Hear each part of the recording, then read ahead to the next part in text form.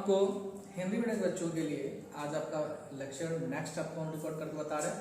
पिछले लेक्चर में हम आपको गैनोशियम तक बताए थे और गैनोशियम का फॉर्मेशन अंडक या कार्पेल्स के आधार पर बताए थे कितने तरह के होते हैं। अब यहाँ पे हम आपको बताएंगे कि अब कार्पेल्स क्या होता है,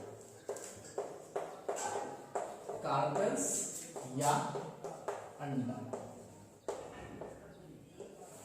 तो आपको हम बता दें कि कार्पेल्स या अंडक जो है, कार्पेल्स या अंडक जो है वो फ्लावर का एक बहुत ही इंपॉर्टेंट सेक्शन है, उसको बड़ा ध्यान से समझिएगा। आपको याद होगा एक फिगर हम लोग इस तरह का ड्रॉ किए थे, एक फिगर हम लोग ये ड्रॉ किए थे, ठीक है। इस फिगर में कई सारे पार्ट्स को हमने उस समय ही बताया था, आज आपको फिर हम बता रहे हैं। इस पार्ट को हम लोगों ने कहा था स्टिग्मा,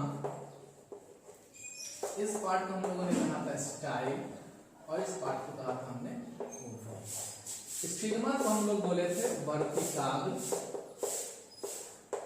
स्टाइल को हम लोगों ने कहा था वर्तिका और ओवरी को हम लोगों ने कहा था अंडाशय, ठीक है। ये सभी मिलके बनाते हैं कार्पेल्स।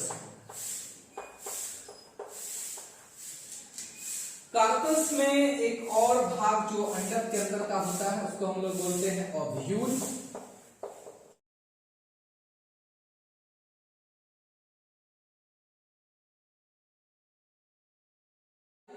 ओवरी और ओव्यूल। तो इस तरह से तीन महत्वपूर्ण सेक्शन हो गए, स्टिग्मा, स्टाइल और ओवरी। याद रखिए कि कार्पेल्स जो है एक ऐसा सेक्शन है, पिछले में भी हम आपको बताया था कि कार्पेल्स में दो चीजें इसका देखने को मिलता है, एक साइन कार्पस और एक एपोकार्पस। तो साइन कार्पस को हम लोग बोलते हैं संयुक्तांडपी और एपोकार्पस को हम लोग बोलते हैं युक्तांडपी, ठीक है। तो कार्पेल्स में इन चीजों का स्ट्रक्चर हम लोगों को जानना बहुत जरूरी है। तो सबसे पहले हम लोग जान लेते हैं कि साइन कार्पस और एपोकार्पस क्या होता है। अगर अंडक या कार्पस संयुक्त रूप से उपस्थित हो तो क्या बोलेंगे, संयुक्तांडपी। और अगर अंडक संयुक्त रूप से न हो बल्कि पृथक हो तो क्या बोलेंगे, व्युत्तांडपी, ठीक है। तो इस तरह से हम लोगों को पता चल गया कि कार्पेल्स के कितने टाइप हैं। तो पहला साइन कार्पस, दूसरा एपोकार्पस, संयुक्तांडपी, व्युत्तांडपी। अगर अंडक, ध्यान सुनिए, अगर अंडक संयुक्त रूप से उपस्थित हो, ठीक है, संयुक्त रूप से कैसे उपस्थित रहेगा, यहां आपको एक फिगर बताते हैं।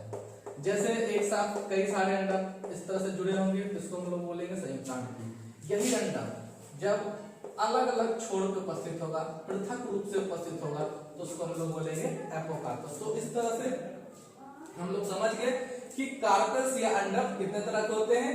अगर संयुक्त रूप से उपस्थित रहेगा इस तरह से तो बोलेंगे संयुक्तांडपी, और अगर पृथक रूप से रहेगा तो हम बोलेंगे एपोकार्पस यानी कि व्युत्तांडपी। तो यहां तक समझा दिए। अब आपको हम लोगों को समझना है मेन पार्ट ऑफ कार्पेल्स यानी कि कार्पेल्स के प्रमुख भाग। तो यहां पे आपको हम यहां पे बिठाते और हम लोग भाग की चर्चा करते हैं। तो देखिए इस तरह से हेडिंग बना लेंगे और लिखेंगे अंडक के प्रमुख भाग। तो सबसे पहला भाग आता है आपका स्टिग्मा, लिखें स्टिग्मा या वर्तिका। अब समझेंगे स्टिग्मा या वर्तिकाग्र क्या। देखिए पॉलिनेशन या परागन के समय जब बहुत सारे, ठीक है, याद होगा आपको हम लोगों ने एक स्ट्रक्चर बनाया था एंथर और फिलामेंट, ठीक है। तो एंथर के अंदर जो पॉलिनेशन होता है वो पॉलिनेशन के टाइम पे कहां पे आता है, स्टिग्मा पे आता है, in the time of pollination, यानी कि परागन के समय। अब आपको एक नया शब्द सामने आ गया कि परागन क्या होता है। तो परागन एक ऐसी प्रक्रिया है जिसमें पुष्प के परागकोश से परागकण निकलकर कहां पहुंचते हैं, वर्तिकाग्र पर। ऐसा परागन के दौरान होता है। हम लोग पूरे डिटेल से समझेंगे कि परागन क्या होता है और परागन किस किस माध्यम से होता है, उसका बायोटिक और एबायोटिक फैक्टर को भी जानेंगे, जैविक और जैविक कारक भी जानेंगे और पॉलन पिस्टल इंटरेक्शन के बारे में जानेंगे। तो बहुत सारे टॉपिक बचे हुए, अभी हम लोगों को समझना है कार्पस। तो स्टिग्मा क्या है, तो यहां पे हम लिख सकते हैं कि यह अंडक का शीर्ष भाग है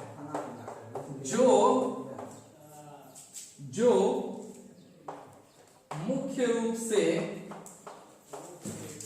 परागकण को परागन के लिए स्थान प्रदान करता है।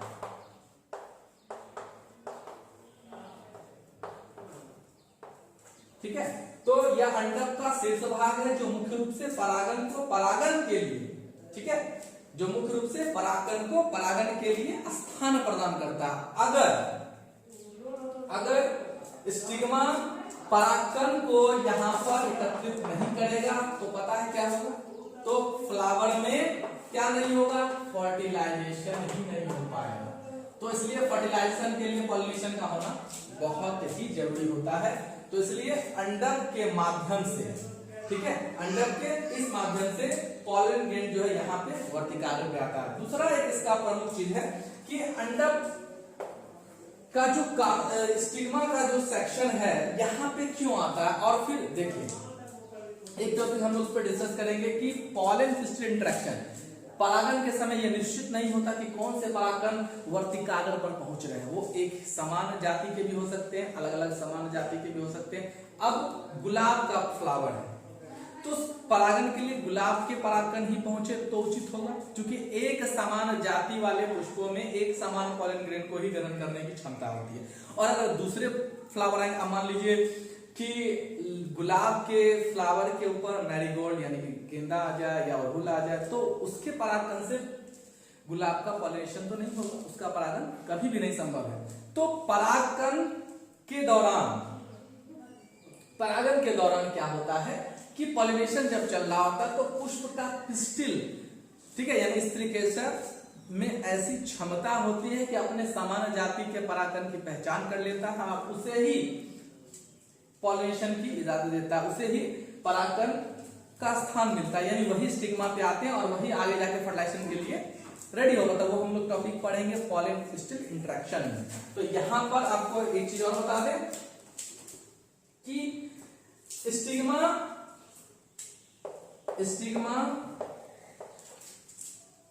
में तरल चिपचिपा पदार्थ होता है, ठीक है, जिससे परागकण जो है उस पर आके चिपक जाता है, ठीक है, जिससे परागकण वर्तिकाग्र से चिपक जाता है और इससे पॉलिनेशन में मिल जाती है मदद। तो ये आप समझ लीजिए कि स्टिग्मा क्या रोल प्ले करता है। दूसरा सेक्शन हम लोग आएंगे,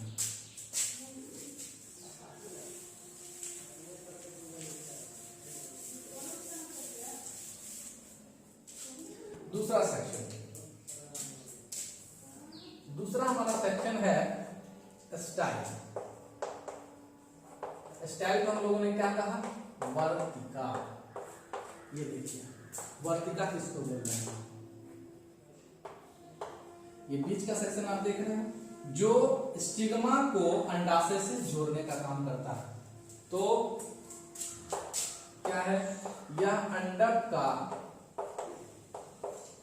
एक प्रमुख भाग है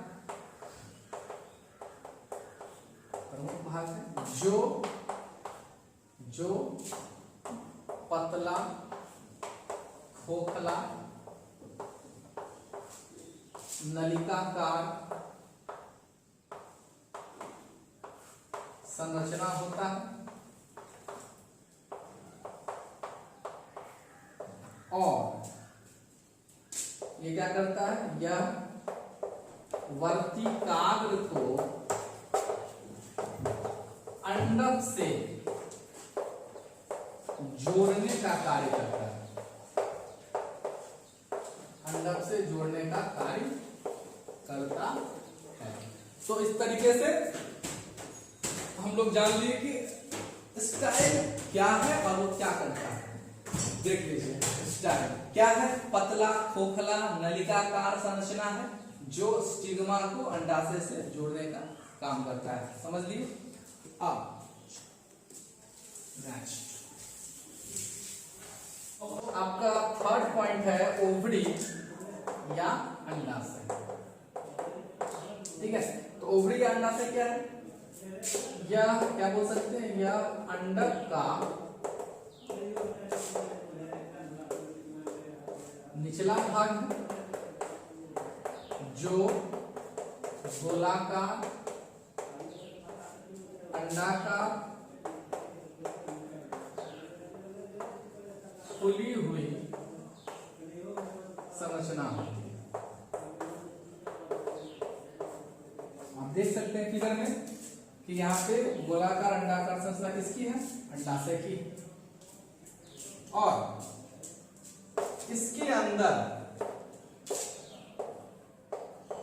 गोल दानेदार संरचना पाई जाती है जिसे बीजांड कहते हैं। ठीक है, अब एक महत्वपूर्ण बात यहां समझना यह है कि अंडक का जो ये भाग है जिसको हम लोग अंडाशय बोल रहे हैं, ये अंडाशय जो है, यही अंडाशय बाद में फल में बदल जाता है और यही बीजांड आगे चल के बीजांड से बन जाता है बीज। इसका मतलब क्या हुआ कि ओवरी से बन जाता है फ्रूट और बीजांड से बन जाता है सीड। तो इस तरह से आपको पता चल गया कि कार्पल्स क्या होता है, अंडक क्या होता है, अंडक के प्रमुख भाग कौन कौन से हैं, वर्तिकाल, वर्तिका और अंडाशय।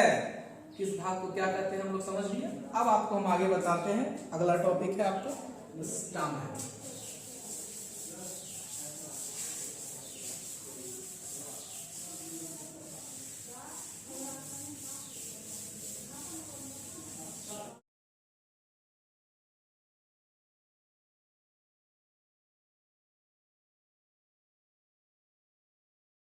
तो अगला टॉपिक है हमारा स्टामेन और एंड्रोसिल।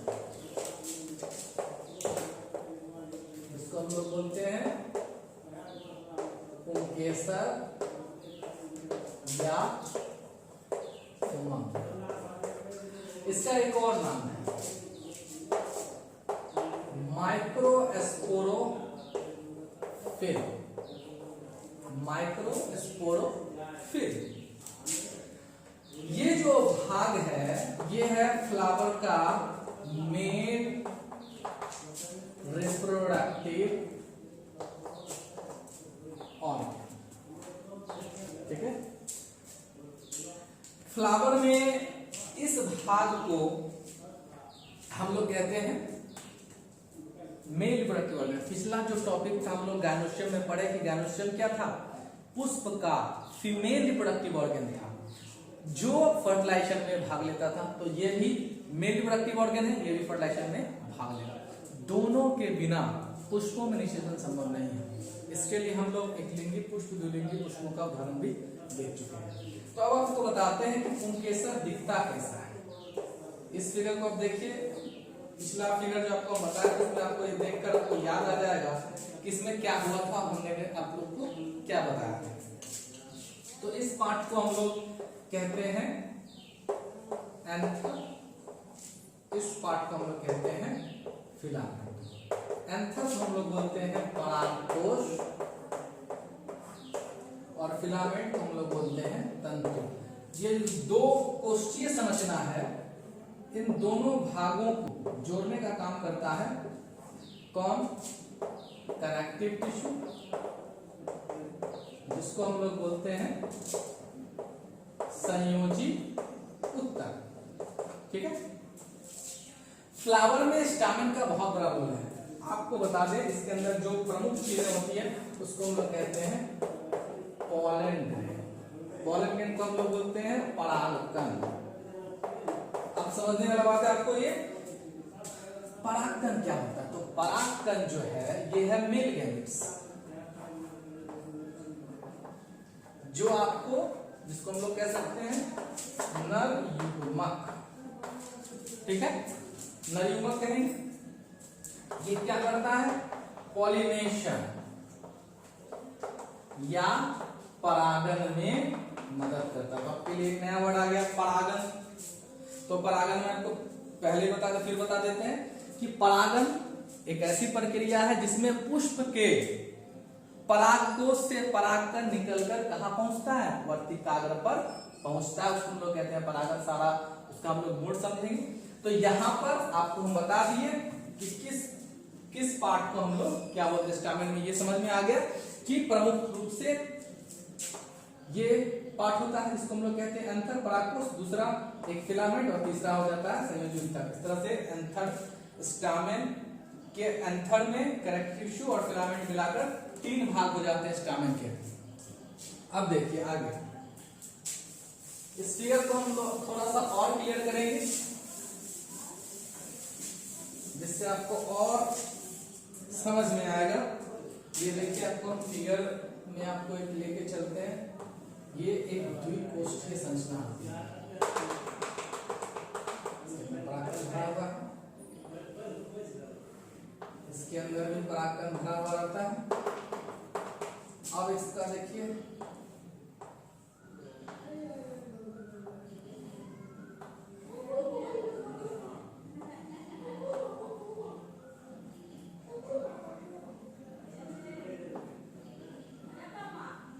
तो ये एक पार्ट है जो आपको परागकोश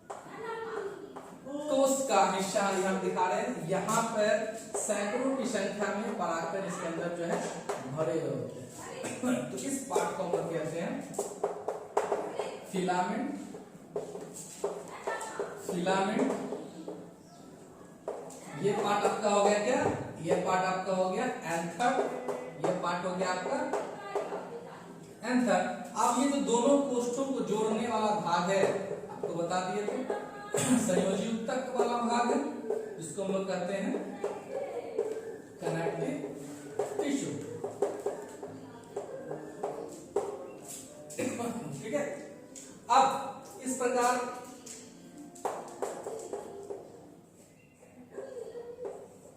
पुंकेसर या पुंकेसर के प्रमुख 3 भाग होते हैं।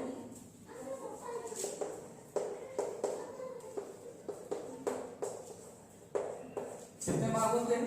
3 भाग। ठीक है। पहला भाग क्या है आपका? एंथर, यानी कि परागकोश। ठीक है। इसके 3 भाग होते हैं, इसमें से पहला भाग है आपका एंथर। तो एंथर कैसा दिखता है? यहाँ देखिए, ये जो द्विकोष्ठीय संरचना है यही एंथर है। तो यह पुमंग या पुंकेसर का शीर्ष भाग होता है। तो शीर्ष भाग पे है, ऊपरी हिस्से में इसको हम बोलते हैं शीर्ष भाग पे होता है। ठीक है। पराग कोश द्विकोष्ठीय संरचना रखता है और पराग कोश के अंदर परागकण पाया जाता है। तो ये बात हो गई आपकी एंथर की। फिर से समझ लीजिए कि एंथर क्या है। एंथर जो है पुंकेसर या उमंग का शीर्ष भाग है। और ये कैसा संरचना रखता है? द्विकोष्ठ, चूंकि दो कोष्ठों से बना हुआ है, एक ये कोष्ठ हो गया, एक ये कोष्ठ हो गया, तो दो कोष्ठों से बना होता है। और इसके अंदर क्या भरा हुआ रहता है? तो इसके अंदर भरा हुआ रहता है परागकण। ठीक है। अब हम आपको बताते हैं दूसरा पॉइंट। तो दूसरा पॉइंट इसमें क्या आता है? तो दूसरा पॉइंट आप इसका देख सकते हैं, फिलामेंट। इसको हम लोगों ने क्या नाम दिया? तंतु। फिलामेंट को हम लोग क्या बोलते हैं? तंतु। ठीक है। तो फिलामेंट या तंतु कैसा दिख रहा है? पतली धागेनुमा संरचना इसकी दिख रही है। पतली धागेनुमा संरचना जो किससे जुड़ा हुआ रहता है? पराग कोश से। ठीक है। तो लिख सकते हैं यह एक पतली धागेनुमा संरचना होती है जो पराग कोश से जुड़ा हुआ है।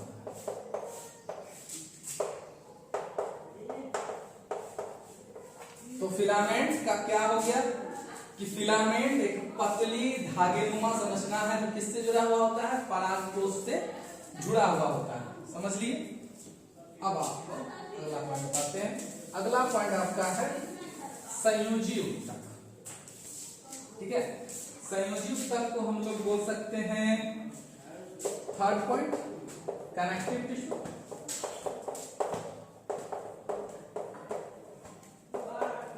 संयोजी उत्तक। अब देखिए कि संयोजी उत्तक में कनेक्टिव टिश्यू ये क्या काम कर रहा है कि एक ये कोष्ठ है, ये कोष्ठ, दोनों कोष्ठों को आपस में जोड़ने का काम करता है। तो लिख सकते हैं यह मुख्य रूप से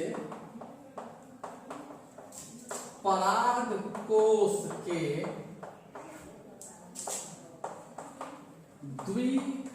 द्विकोष्ठीय संरचना को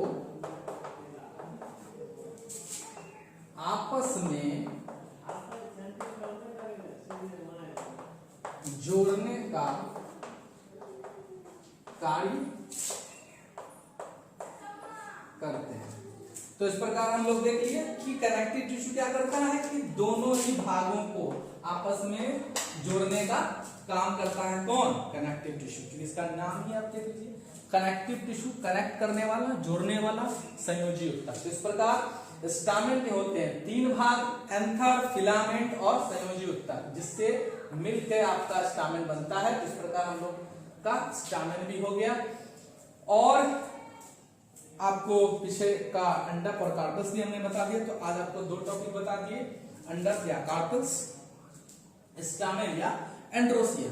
तो इस प्रकार जितने टॉपिक्स को आपको बताया गया उसको लगातार पढ़ते रहिए, देखते रहिए और याद करते रहिए। किसी भी प्रकार का कोई दिक्कत हो तो आप हमें कमेंट बॉक्स पे अपना क्वेश्चन छोड़ दीजिए, हम आपको इधर से रिप्लाई देंगे। या आप हमको व्हाट्सएप कर सकते हैं या हमको आप फोन भी कर सकते हैं, नंबर आप लोगों को पता ही है। जो बच्चे अभी तक सब्सक्राइब नहीं किए हैं वो सब्सक्राइब कर लीजिए। ठीक है। और फिलहाल आप सभी लोग घर पे रहें, सुरक्षित रहें, स्वस्थ रहें।